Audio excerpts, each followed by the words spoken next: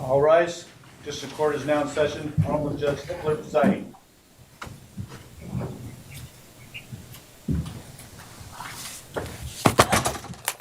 Be seated.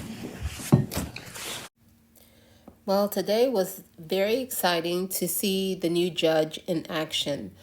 You know, it was really good that Judge allowed the change of venue. It really gave Bryan Kohberger the opportunity to have a fair trial.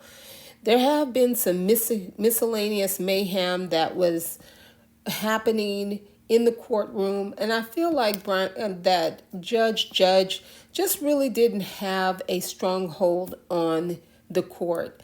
I felt that friendship, that buddy with the prosecutor was always present. And I think that's indicative of them having a many years a great relationship. And there's nothing to say bad about it, but it really was. This case was is a very serious case. It's one of those cases where it requires unbiased, on either side. And I think that by changing the venue, it really opens up a great opportunity for Bryan Kohberger to have a fair trial, because it just makes no sense why the prosecution wasn't censored for allowing him to go on and on and on about not providing the defense with the evidence that they had. They just basically did a dump. And we really don't know whether or not they have really given them the evidence that they were missing. Let's discuss the new judge and check out how that seems to be setting a new pace for the case.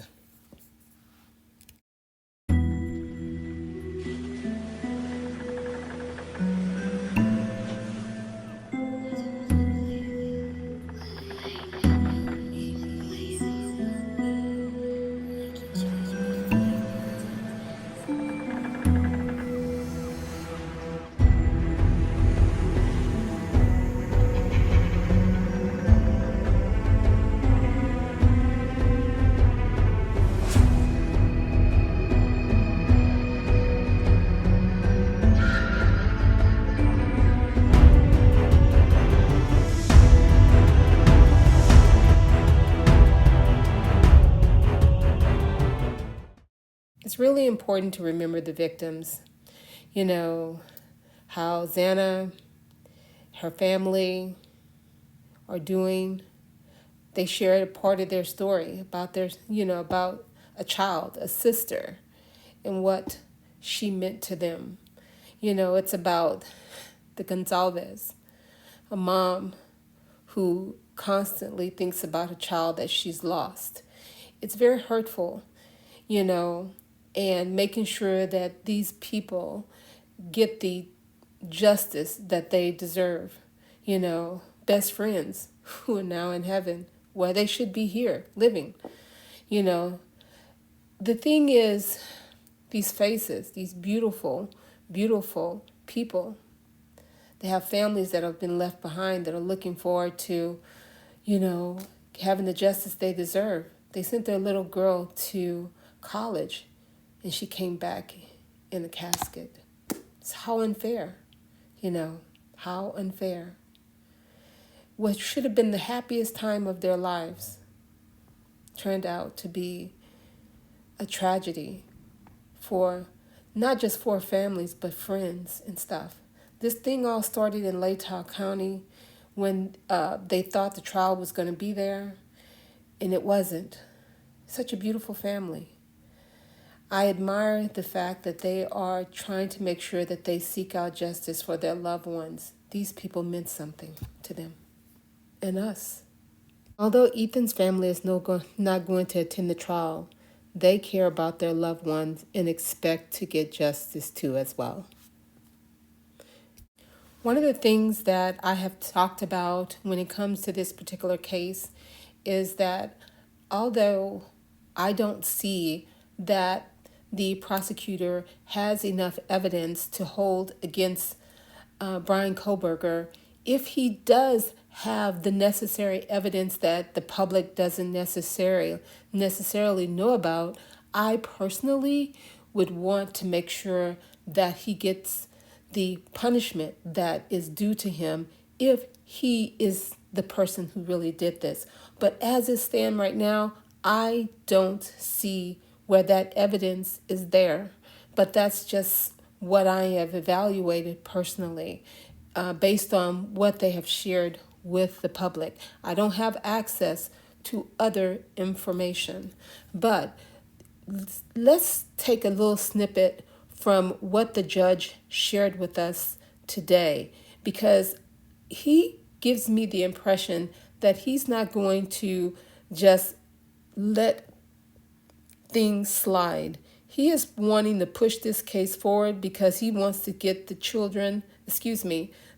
4 victims and their families the justice that they deserve. For the record. Thank you, Your Honor. My name is Bill Thompson. I'm the Lake County prosecutor. This is Ashley Jennings. She's my senior deputy.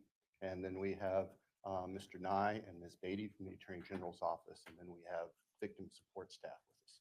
All right, thank you. Yes, sir. Defense? Ann Taylor, attorney for Bryan Kohberger, Elisa Massa, and Jay Logston, counsel for Mr. Kohberger as well. Thank you. All right. Like to tell you I'm happy to be here, but why start with an untruth? I am accepting of my responsibility to be here. I want to go over with you some expectations of mine, given that I don't think any of you, other than Ms. Massoth, have appeared in front of me before. When you file memorandums of law, briefs, etc., please provide a Word copy by email to my staff attorney. After today's hearing, you may get that from staff here today.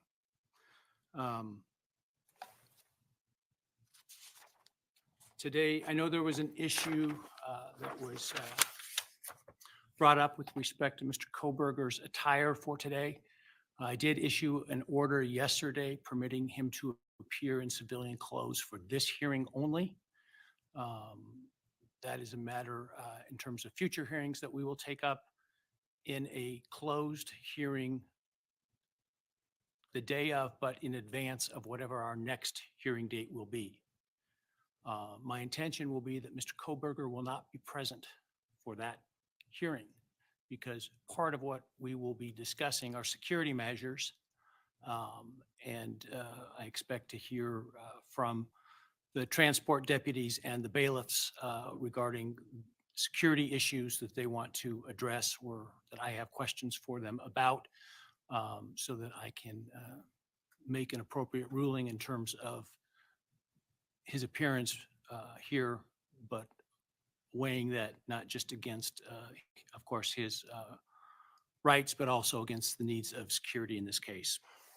I like this judge already. He recognized that even though I don't believe that Bryan Kohberger did this, you have to treat him as if he is the person who killed these 4 people and he could possibly be dangerous. So many things are happening in the courtroom. And remember, Ann Taylor did say that, if there was an innocent verdict, that all kinds of mayhem could happen.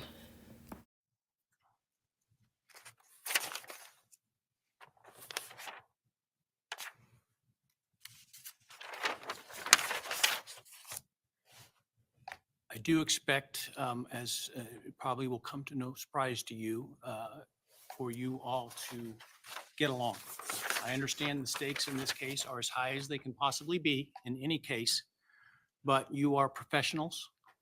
You have taken oaths, both as of officers within your jurisdictions, but also as attorneys before this bar. So I expect at all times for you to remain civil to one another, that you not engage in personal attacks, ad hominem attacks, that you not engage in theatrics, not misstate the facts or the law. On your report, we are not saying Ms. Taylor herself violated the non-dissemination rule. We're saying that the people who prepared the survey and disseminated the survey and called citizens of Latah County with those fact-specific loaded questions violated the non-dissemination order, and they are agents of the defense. So I don't want this to become personal between Ms. Taylor and myself. We are not alleging Ms. Taylor has done anything wrong. We are dealing with reality that this survey was conducted on, as we understand it, 400, I'll say, innocent citizens of Latah County who were force-fed information that they may or may not have had about this case before they were called by the to the court.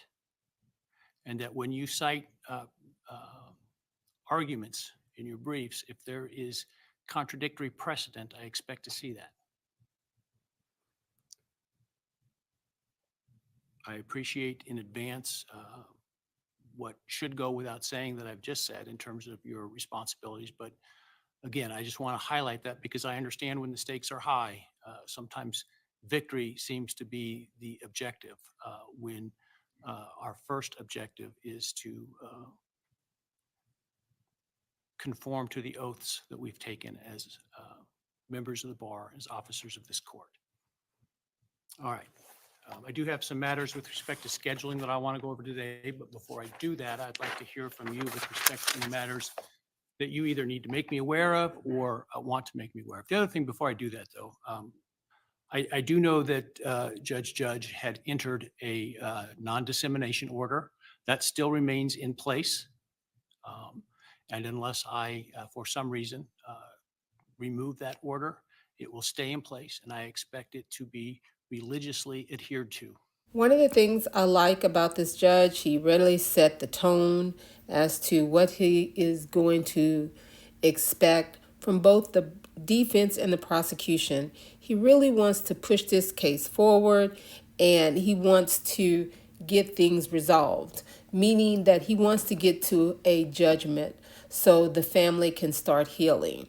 And to me, this is the best news for both sides, because if Bryan Kohberger is innocent and they get an innocent verdict and all the evidence comes out and the families can see for themselves that the evidence is not matching that he is that person that did this, then they can have relief because they will be able to view the evidence for themselves, to see as them for themselves whether or not the prosecution put on a case that had evidence that was truly against Bryan Kohberger, because that's one of the things that I would, if there's no strong evidence and the evidence doesn't point in his direction, the only way the family is going to understand or heal that this person is not the one, but that is somebody else, they need to go through this trial. And since he happens to be the person on trial, this is what has to happen. And I think this, this judge's approach is really advantageous for both sides, regardless of what the verdict is. And I really listened to the Gonzalez family when they were given an interview a few weeks ago, and I really understand their grief, and I sympathize with them, because this is very, very disheartening. In Moscow, Idaho. I spoke to the Gonzalez parents and also to their attorney just a short time ago. I want to play you a little bit of that, Ashley. You said, you got to be more aggressive. You guys have to be more aggressive, and they pushed back at us. And here we are, two months away from 2 years, and they're resetting. So we were right. We told them they needed to be a little more aggressive, maybe a lot more aggressive, somewhere in the middle. And here we are today, and we were right. But we can course correct. We can get this fixed. We can get the right guy in the right chair, and we can go from there. This isn't the end. This isn't the end of the road. This is not over. This isn't because I take it to heart, like that's a win for them, and it's like tick for tack. But other people in the family have different mentality than that. And, they say, Mom, you got to look at the bigger picture. You can't, it's not tick for tack. It's not tick for tack. By all parties, counsel, victims, counsel for the victims, and I will not tolerate violations of that.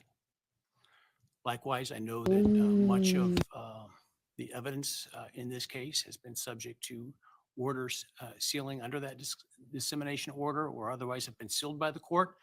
I likewise expect everyone that has access to that information, whether it's sealed documents or information in sealed hearings or the information itself in the documents, to adhere to the confidentiality expected as it relates to those. Okay, that's my one and only lecture for you for the remainder of this case.